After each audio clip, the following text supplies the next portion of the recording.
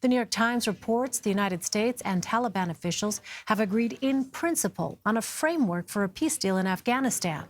The U.S. Special Representative for Afghanistan said Monday the draft could prevent the country from, quote, ever becoming a platform for international terrorist groups or individuals. The preliminary plan comes after 9 years of attempting to reach a peace deal with the Taliban.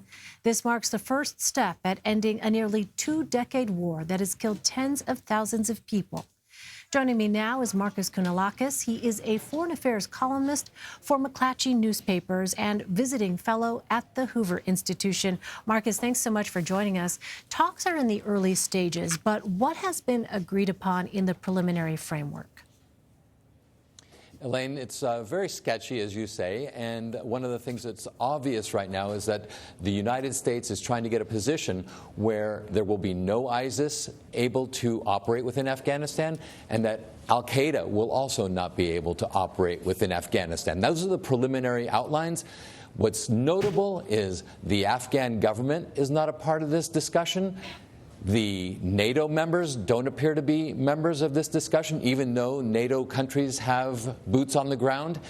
And it reminds me a little bit of what I saw when I was living in the Soviet Union, working back in the late 80s, early 90s, when the Mujahideen came up to Moscow to negotiate a peace for the Soviet occupation, but the Afghan government was absent. So the Soviets were able to negotiate something, but the Afghan government, shortly after the negotiated peace settlement, fell. Yeah.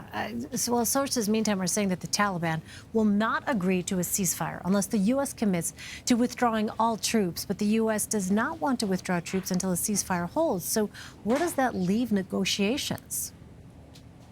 Well, I think it's a fair thing for the Americans and for their allies, the friends that they've tried to support in Afghanistan over all these years, that they not depart, or at least they make sure that there is a Western presence. It doesn't have to be American troops. In fact, I've advocated that American troops get out of there. So there needs to be some form of guarantee for the Afghan government that the Taliban will hold to the few promises that it's currently making sure that the negotiating team that's currently in Qatar, the negotiators for the Taliban, are actually able to come through, to actually hold to whatever agreement is made. And so it's all going to be very tenuous. Who do you trust? I mean, Ronald Reagan said, you must trust, but you must verify. So who's going to verify that the Taliban is able to actually hold true to whatever negotiated peace agreement they come up with? Well, the Taliban has pledged to prevent international terrorists from launching attacks from Afghan soil. But so this notion of enforcement is not a small one, Markos. Has there been any detail at all that has come out from this framework that would suggest there would be some sort of enforcement mechanism? Well, no. I mean, that's the thing, is we're really getting preliminary understanding of this agreement overall. What we know is that the president wants to get out of there. He's been saying that since the campaign. He said it last year. He's proving it. He's undermined his own negotiating position by announcing ahead of time that he's going to withdraw half of the 14,000 American troops. So he doesn't have leverage in this negotiation in any real sense. The United States doesn't have a Secretary of Defense that's other than an acting Secretary of Defense. So I have to say that the United States is not operating in a way that allows for a coordinated,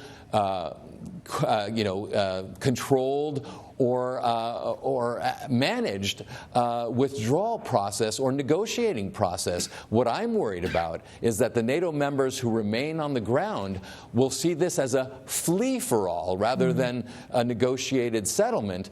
And already we're seeing the Italian government, which is a nationalist government, saying we're going to pull those troops out of there too. Well, is there any reason that the U.S. can trust the Taliban's, quote, guarantees to meet these American demands without details of an enforcement? No. I mean, this is an organization, and it's not even an organization. It's an agglomeration of a bunch of guys with various loyalties in various parts of the countries. Yes, there are some leaders of the Taliban in various parts of the country, but this isn't a unified, organized, organization. It is a terrorist-based institution, if you want. I mean, you can't even call it an institution. It's just a bunch of guys who are fighting occupying forces and the Afghan government. So no, there's nobody that we can honestly trust in this negotiation. I hope they're able to come through with what they're saying with the peace negotiations, and they're able to deliver, but I don't trust them. Well, and what about the government of Afghanistan? How strong is it? What would a ceasefire and the removal of U.S. troops mean for the Afghan government?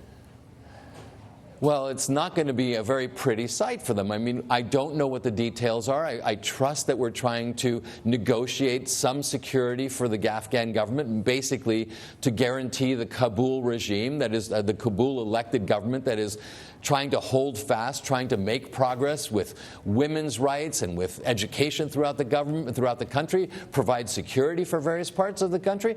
But what we also know is that they've been fighting a losing battle. Just last week, they lost 100 members of their intelligence services to a Taliban attack.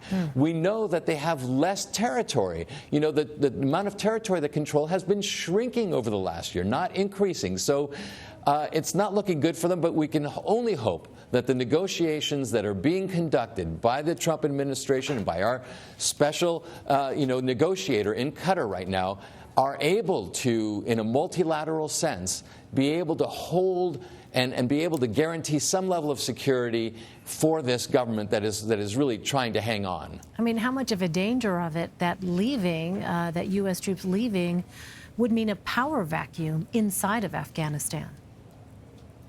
That's exactly what it would mean, Elaine, unless within this negotiation we, the United States, are able to assure that maybe NATO troops are able to perform some of the functions, which are training functions for the most part. We don't have an operational combat function currently in Afghanistan. We've been training 350,000 Afghan troops.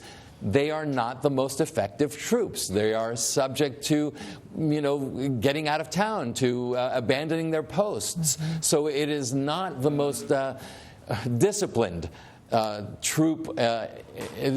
troop that we've been training. So somebody's got to get in there and make sure that there are guarantees. Now, perhaps within this negotiation, the United States is talking to India. Perhaps they figured something out with Pakistan. We don't know any of those details. But if it's just what we're hearing, I'm worried.